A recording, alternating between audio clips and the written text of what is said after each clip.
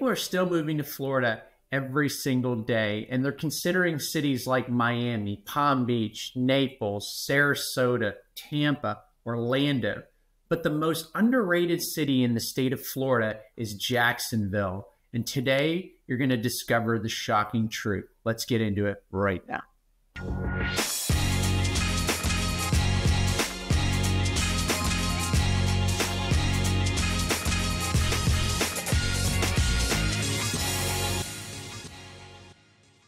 All right, let's talk about the cost of living, because that's where it hits home the most, right?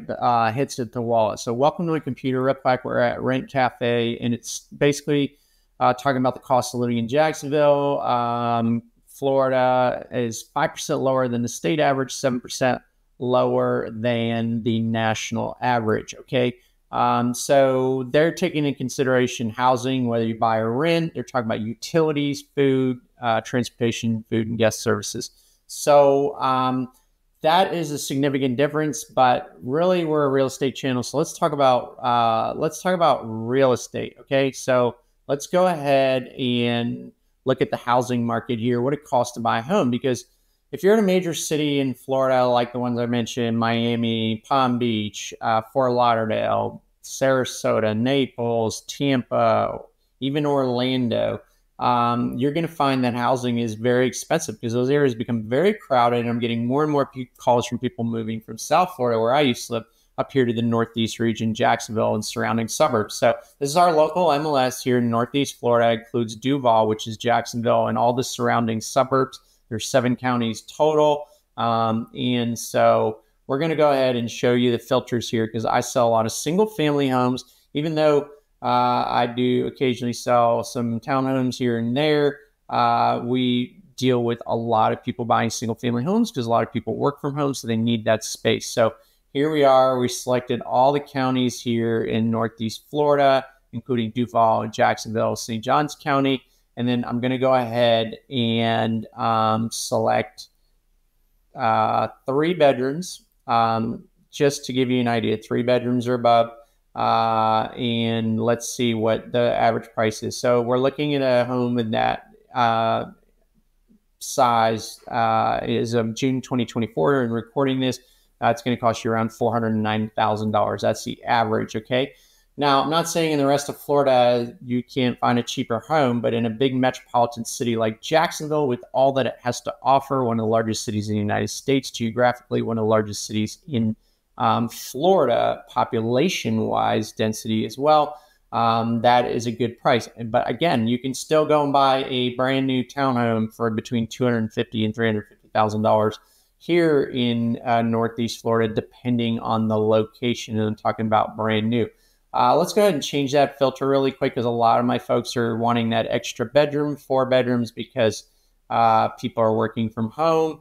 And that changes things to about $499,000 for a 4-bedroom single-family home here in Northeast Florida. So that just gives you an indication of what it costs to have a home here. Now, I'm not saying that's cheap, but compared to the rest of the United States and major cities in Florida, that is certainly a lot more affordable for a single-family home here in Northeast Florida. But that's not what gets people, believe it or not.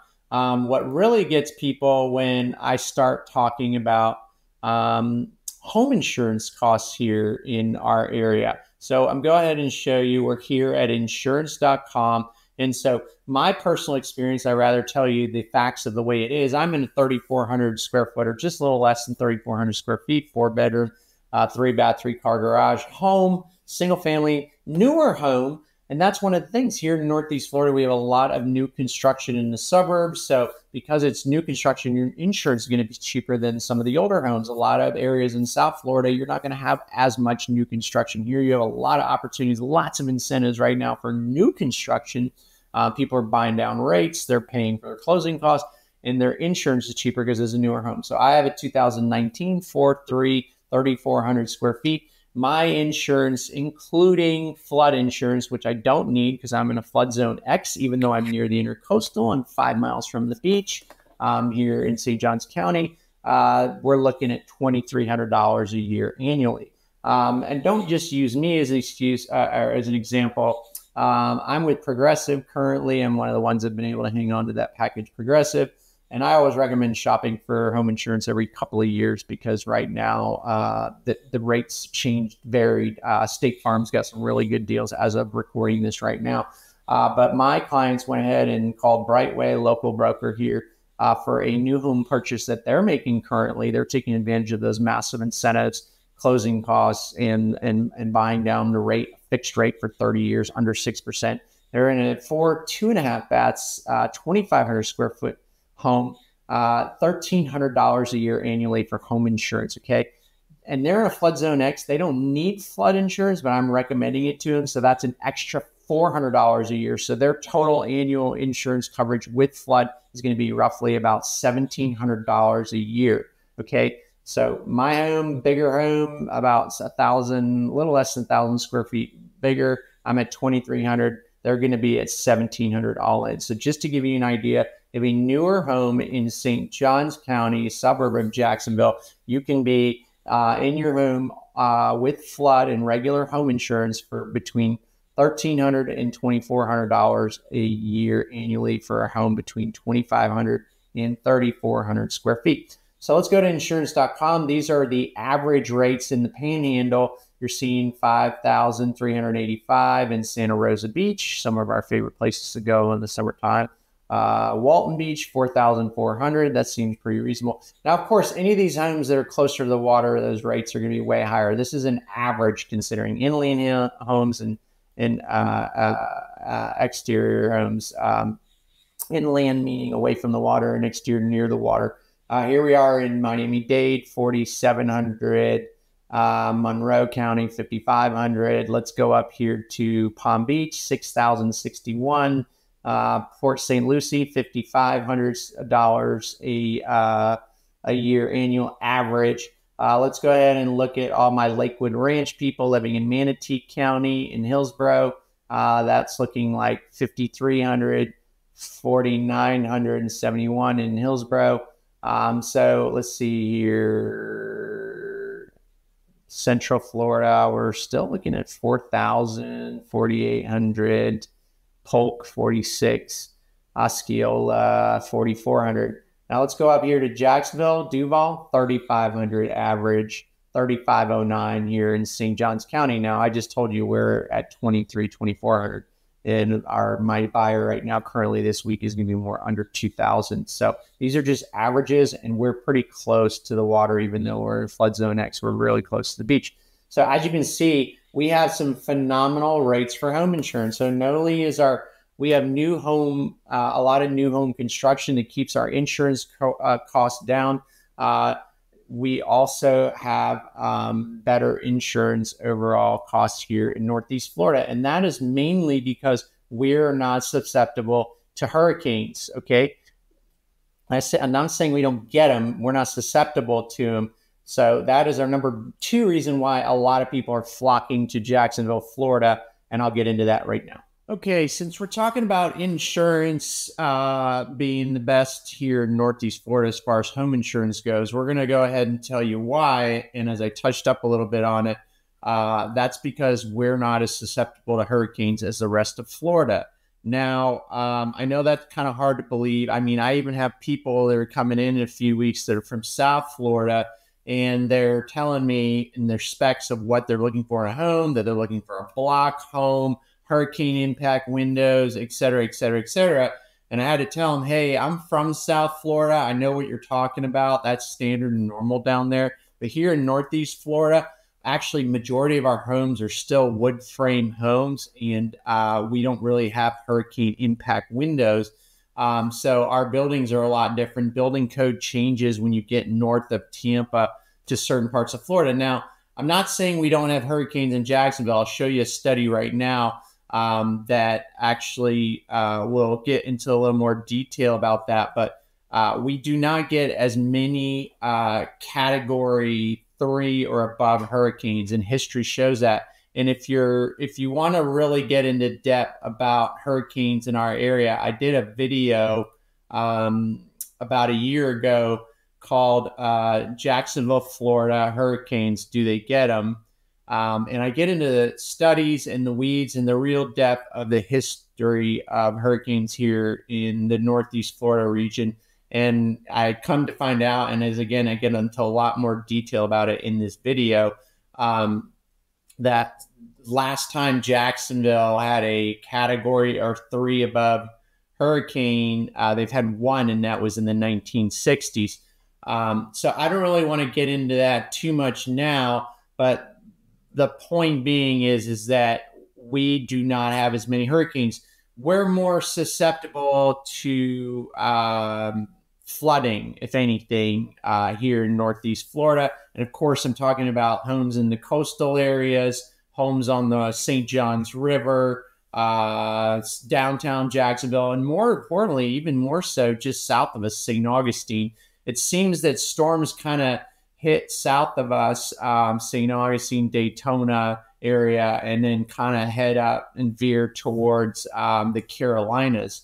So we've been very fortunate here in Northeast Florida. And so because of that, we don't have as high insurance rates as the rest of Florida because we're not as susceptible to hurricanes.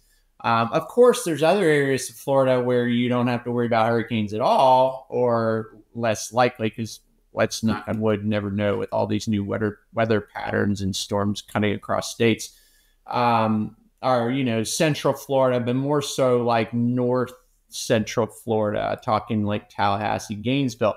But no one knows better and does more thorough studies on hurricanes than insurance companies, right? Because underwriters are not going to insure you if you're a high liability. So this was a really good share by Universal Property Insurance. And we're talking about the most hurricane-prone areas in Florida, and that is Northwest Florida. They've had a total of 66 hurricanes, 14 of them that were category 3 through 5. So, we're talking about the Panhandle area. And that's because the Gulf Coast, the Gulf of Mexico has warm waters, and that causes storms to pick up strength and speed. The second place they had on there was Southwest Florida, which is kind of where the last major hurricane that hit Fort Myers area. They had 49 total hurricanes, 17 of them were category 3 through 5. And then Southeast Florida, 49 total hurricanes, 16 of them that were category 3 through 5. That's, of course, the Miami up to Palm Beaches, Port St. Lucie area. And then, of course, the most least hurricane-prone areas is Northeast Florida, 26 hurricanes, including one that was category 3, and that's the one I was telling you about that affected some houses on Jack's Beach on the water. So, and then, of course, the least susceptible, inland Florida, closer to North Florida.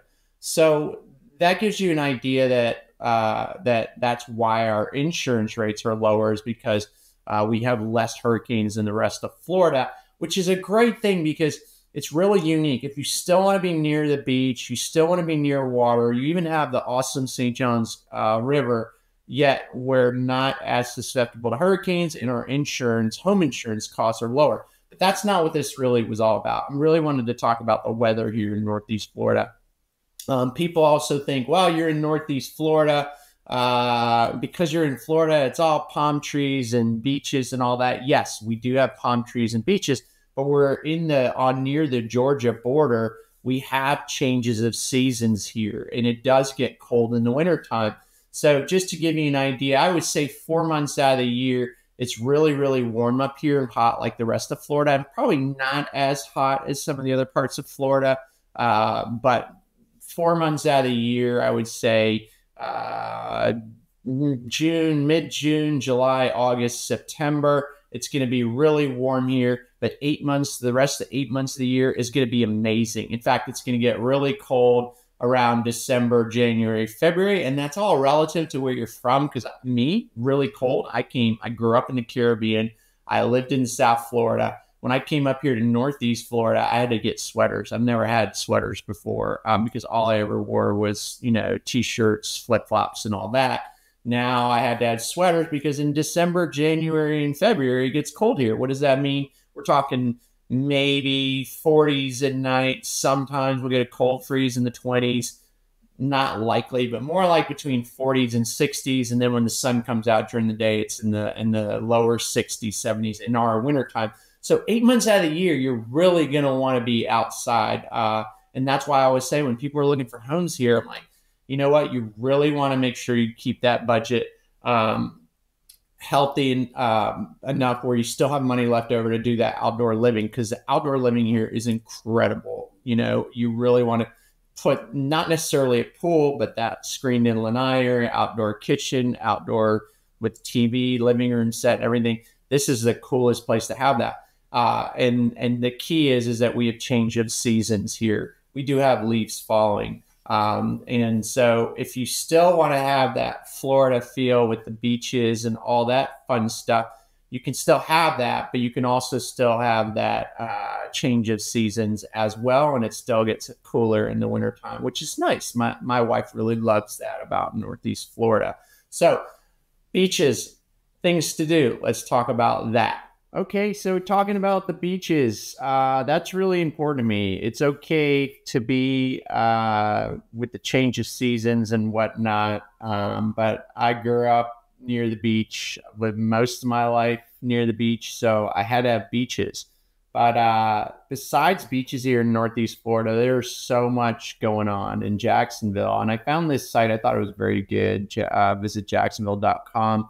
And a lot of people don't think, hey, you know, when you're visiting Florida, people are just not going, hey, let's go to Jacksonville.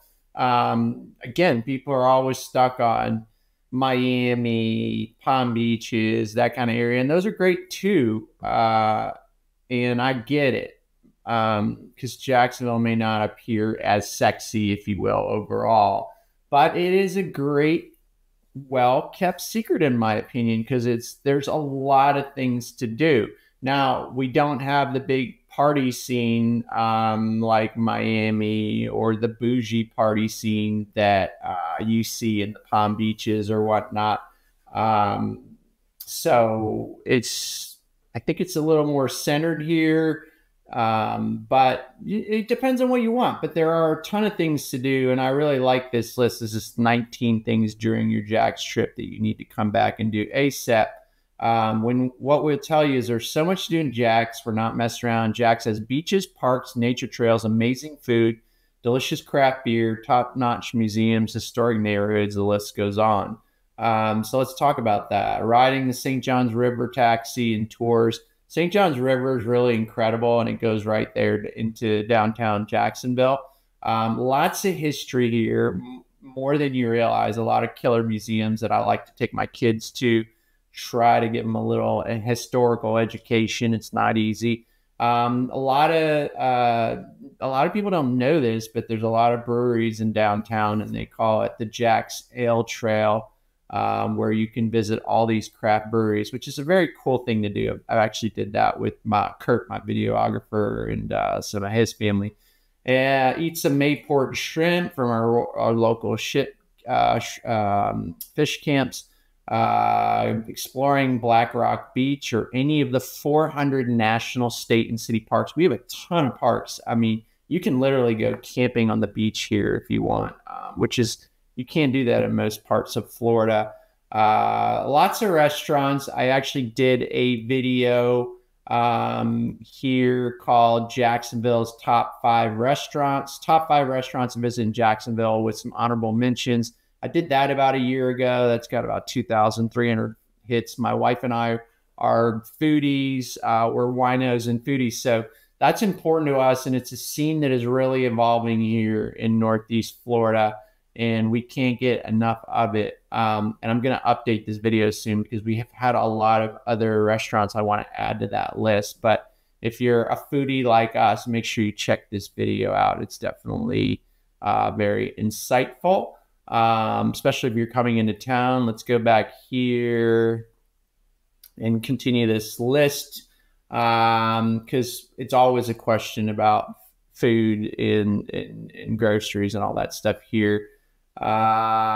Touring, where was I? You can enjoy waves, learning to surf or paddleboard, We have 22 miles of beaches, Boneyard Beach and Big Talbot Island, touring historic neighborhoods. We have so many neighborhoods here. I read somewhere that we have like just under 200 different neighborhoods here, and there's something for everyone in Northeast Florida, for sure. So if you're into historical neighborhoods, there's Riverside, Avondale, San Marcos, Springfield, and Murray Hill. They call it 5 Points. If you're into art, lots of arts and events and cultural things. Visiting the Icon Friendship Fountain, getting your sweets on at Sweet Pete's and Peterbrick Chocolate. Lots of rooftop bars. Again, I don't see a big party scene here. Maybe Jack's Beach, maybe that 5 Point district area is pretty tame partying if you've ever done the scene in Miami and Fort Lauderdale. It's not quite comparable, but we're definitely getting there, and I guess there's a lot of opportunities. And then, of course, really big is the golf courses here. We have a lot of amazing golf for sure to play. I still need to do a video on that for all my golfers that keep asking me. And you don't need to have country club golf membership to enjoy the golf here in Northeast Florida. And then, of course, catching a sports game, Jacksonville Giants, Jumbo Shrimp, Iceman, the Jaguars, visiting the Jacksonville Zoo or the Caddyshack Ranch Wildlife Sanctuary, shopping at the Riverside Arts Market. Let's go back here to the Jaguars here, okay, because this is pretty big news as well. They're going to go ahead and hopefully replace our current stadium. Now, of course, the Jags are not exactly there yet, but it's so fun to go to the games. I never thought that my 7 and 10-year-old daughters would enjoy going to a game as much as they did. And we splurged and we had a great time. So they are introducing this new conceptual design for a new stadium, which I think would be really, really cool. I don't know how other people feel about that, but I think we could use a new stadium. So we reached this end of the important initial phase of this project. The design of the stadium we envision will be the home of the Jacksonville Jaguars, serve our entire community for generations to come, said Jaguars team owner Shad Khan. He's really, really creating a lot of gentrification in downtown Jacksonville and trying to make it the cool place to be, because downtown Jacksonville is not somewhere like we go hang out on weekends. We're in the burbs. You'll see a lot of people at Atlantic Beach, Neptune Beach, Jack's Beach, or the Avondale 5 Points area. You're not going, hey, let's go hang out in downtown Jacksonville, even though we go to the old Florida Theater down there quite a bit. My daughters perform there, and there's a lot of shows and events there. But I think we're still in the process of gentrifying downtown Jacksonville, making it a cool place to live and go out. But we don't. And that I'm not going to get into it because I'm not really, I don't want to talk about crime or whatnot in downtown Jacksonville because I don't know enough about it. I'm really not able to comment on it as a broker, for sure. But I think that Jacksonville downtown city is definitely going through a lot of gentrification. And this is one of the things that will really help bring it up to a new level, if you ask me. So he says here, this is also happening at a fantastic time for everyone. Jacksonville is red hot. Just check out all the recent rankings. Best place to live, best housing market, hottest job market, best place to start a business. Jacksonville ranks within the top 5 of all of these lists. So I agree. Those are all accurate statements. And there's a reason why a billionaire is spending more and more money in this area. I did a video, best beaches in Florida, Atlantic Beach, and he had bought some pretty historical properties in downtown Atlantic Beach, which is a very cool area as well. So again, I agree with a lot of what this is saying here. After selection as an architect for this project, Hawk Sports and Recreation Entertainment practice, then collaborated with the Jaguars on turning top concepts into more definitive renovation plans. So, this is not just for football. This is for all events that we can have at this stadium. And I think it will bring Jacksonville to a new level for sure. I think that is pretty cool. So, yeah, we just need to get our team to a whole nother level too, and definitely be deserving of an amazing stadium like that. So, massive development and opportunities here. Lots of things to do. Let's go ahead and tie it up with the job market here in medical.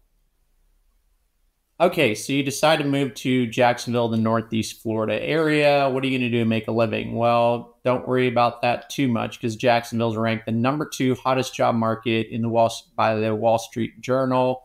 And they measured 5 factors: unemployment rate, labor force participation, job growth, labor force growth, and wage growth in 2023.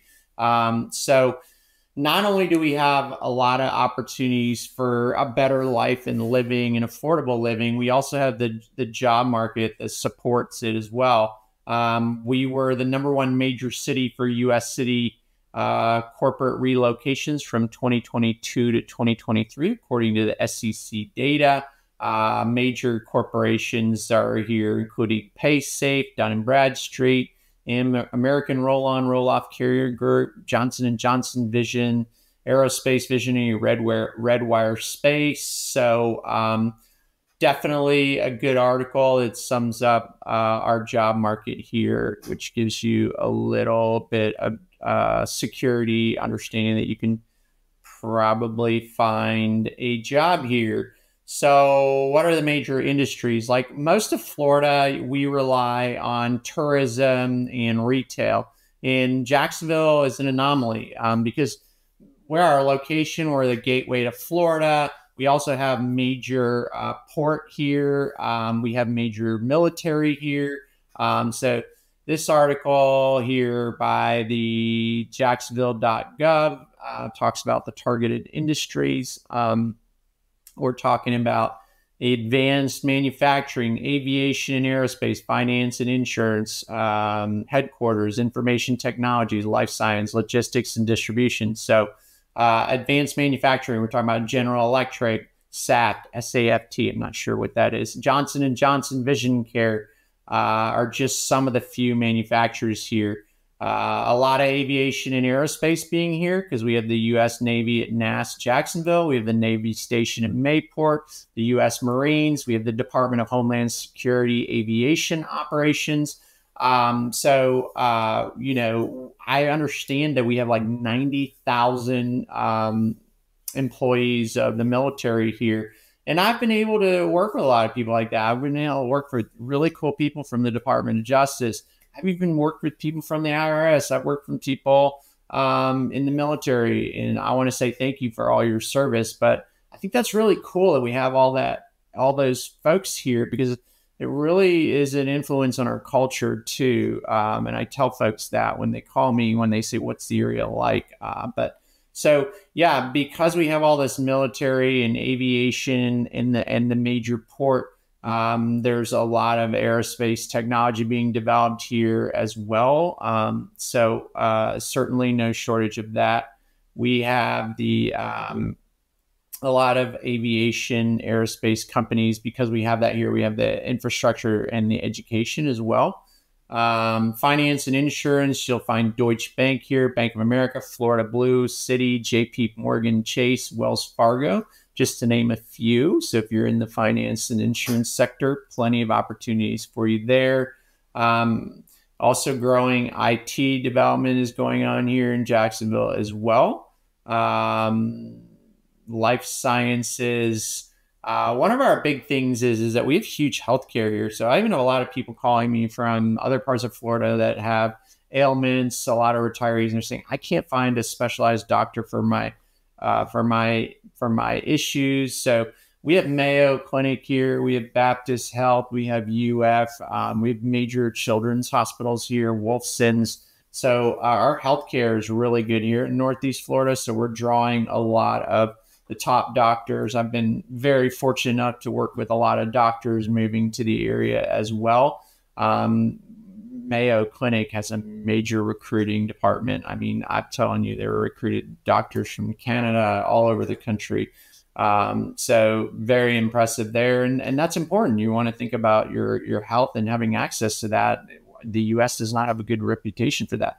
And then finally, logistics and distribution. We have 3 major interstates: I-95, I-75, I-10, 3 railroads: CSX, Norfolk Southern, and Florida East Coast; Jacksport, deep water port with 3 separate marine terminals, international airport.